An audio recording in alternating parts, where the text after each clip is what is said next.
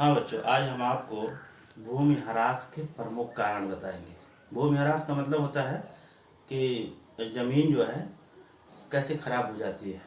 उसके ऊपर एक लेयर होता है जो हमारे लिए बहुत उपजाऊ होता है। किसानों के लिए फसलों को उगाने में वो बहुत कामयाब होता है। मतलब उर्वरा शक्ति अधिकांश उसी ऊपर वाले लेयर में ही होता है। तो वो पृथ्वी का जो ऊपर का जो लेयर है वो खराब कैसे होता है, जिसको अपरदन भी आप कह सकते हैं, उसी को ह्रास या निम्नीकरण कह सकते हैं। 3 तरह से क्वेश्चन होगा। भूमि ह्रास के प्रमुख कारण, या कोई ऐसे सिस्टम बताइए जिसकी वजह से जमीन के ऊपर का सतह खराब होता है। टिप्पणी टाइप का भी क्वेश्चन हो सकता है। या भूमि अपरदन कैसे होता है, उसके कारण स्पष्ट कीजिए। ये सारे क्वेश्चन आपके दिमाग में होगा और इन सारे सवालों के जवाब आपको हम इसमें देते हैं। तो भूमि ह्रास के प्रमुख कारण या निम्नीकरण के प्रमुख कारण में नंबर 1 जो आपका है पहला ऑप्शन, वो पहला ऑप्शन है अति चराई। अति चराई का मतलब आप जानते हैं कि हमारे देश में दुग्ध उत्पादन की वजह से श्वेत क्रांति का नारा चलाया गया था कि ताकि ज़्यादा से ज़्यादा दूध उत्पादन हो। तो उसमें पशु की ज़रूरत हुई। भाई पशु नहीं होंगे तो दूध पैदा नहीं होगा, तो इसके लिए पशुओं को रखना आवश्यक हुआ। तो अब उनको चराने खिलाने का इंतज़ाम करना पड़ा, ये आप जानते हैं। तो उनके लिए एक स्पेशल जगह ना बना के, चारागाह ना बना करके कृषिगत क्षेत्रों में लोगों ने चराना शुरू कर दिया।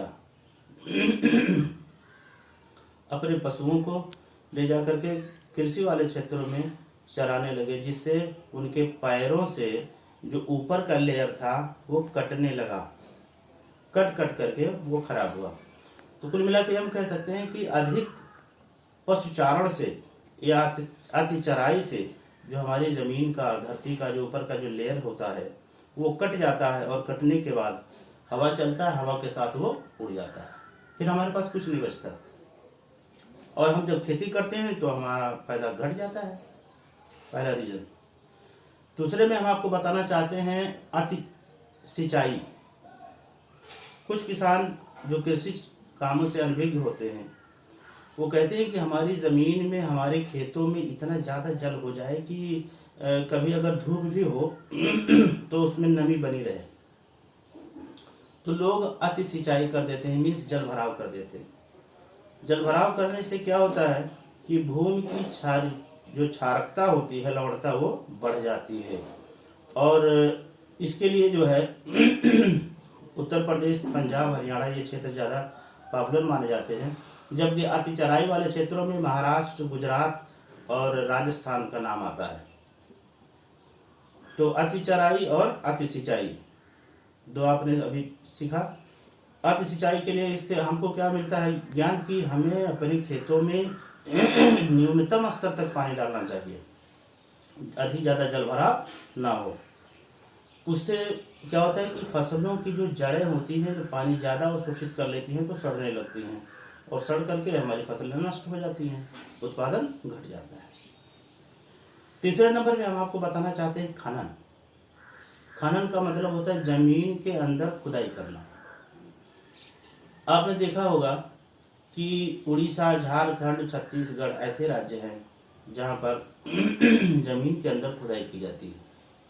उससे बहुत सारे खनिज पदार्थ निकाले जाते हैं, चाहे वह अभ्रक हो, मैग्नीज हो, कोयला हो, मैग्नीशियम, पोटेशियम, जो कुछ भी इसके साथ बहुत सारी चीज़ें जमीन के अंदर से निकाली जाती हैं, जिसको हम आपको और आगे बताएंगे खनिज पदार्थ में।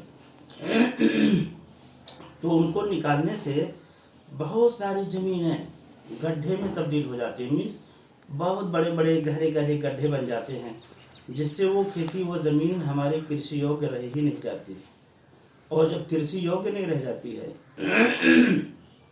तो चूँकि जनसंख्या तो बढ़ती जा रही है, खाना सबको है, जीना सबको है, रहना सबको है, तो ऐसे केस में ये होता है कि खाद्यान्न हमारा घट जाता है, हमको विदेशों से मंगाना पड़ता है। तो ये जो है चौथा इसका रीजन है, तीसरा रीजन। और चौथा रीजन हम आपको बता रहे हैं औद्योगिक अपशिष्ट।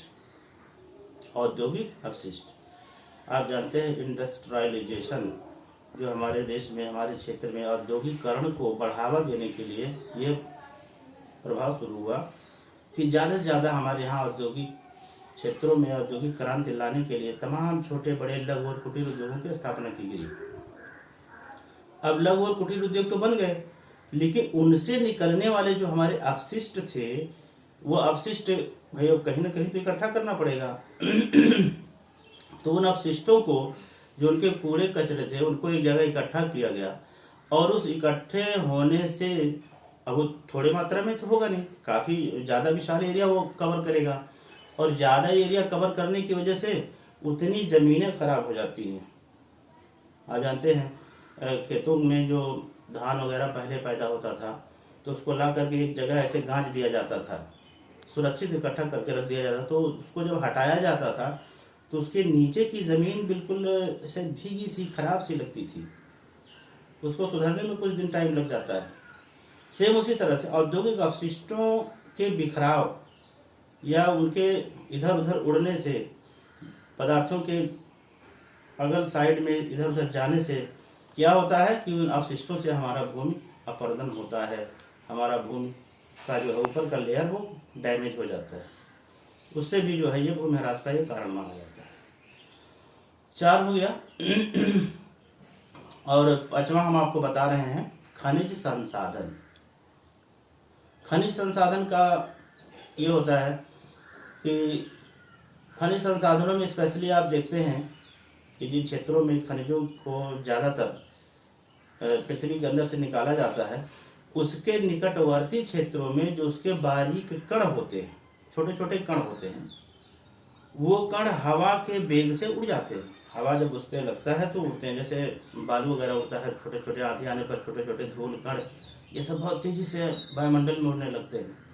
सेम इसी तरह से जो खनिज संसाधन के जो छोटे छोटे कण होते हैं वो उसके निकटवर्ती क्षेत्रों में उड़ करके वहाँ खेतों में पहुँच जाते हैं और जो कृषिगत हमारे क्षेत्र होते हैं उनको प्रभावित करते हैं। मीन्स जैसे मान लीजिए ज़मीन है, ज़मीन के ऊपर उसके छोटे छोटे कण गए औद्योगिक खनिज संसाधनों के, तो वो उस पर जा करके वहाँ पर ऐसे एक सतह बना लेते हैं और जिसकी वजह से वो ज़मीन अपरदित हो जाती है। ये बहरहाल उसके निकटवर्ती क्षेत्रों में यह नुकसान होता है भूमि का और वो भाग खराब हो जाता है और उस भाग के खराब होने से हम कृषि कार्य नहीं कर पाते हैं, जिससे हम हमारे भूमि का और फसलों का दोनों का नुकसान होता है। तो आज आपने भूमि ह्रास के प्रमुख कारणों को आपने पढ़ा, जिसमें पहला अति चराई, दूसरा अति सिंचाई, तीसरा खनन, चौथा औद्योगिक अपशिष्ट और 5वां आपने पढ़ा खनिज संसाधन। तो ये 5 स्टेप आप याद रखेंगे और जब भी एग्ज़ाम में आपको इससे रिलेटेड कोई भी क्वेश्चन आता है तो 5 एग्जाम्पल दे करके आप उसमें अगर कुछ लिख देंगे तो फिर आपको नंबर अच्छा मिलेगा।